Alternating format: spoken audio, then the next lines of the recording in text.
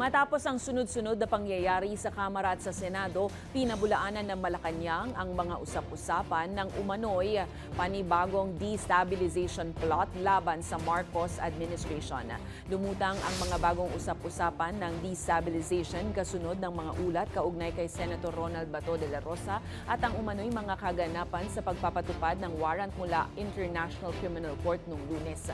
Ayon kay Communications Undersecretary Claire Castro, walang natutukoy na kahit anong credible na plano para pabagsakin ang kasalukuyang gobyerno. Dagdag ng opisyal, hindi ito ang unang pagkakataon na lumalabas ang ganitong klase ng mga ulat o alegasyon laban sa Marcos government. Binanggit din niya na dapat manatiling mapanuri ang publiko sa mga impormasyong kumakalat online.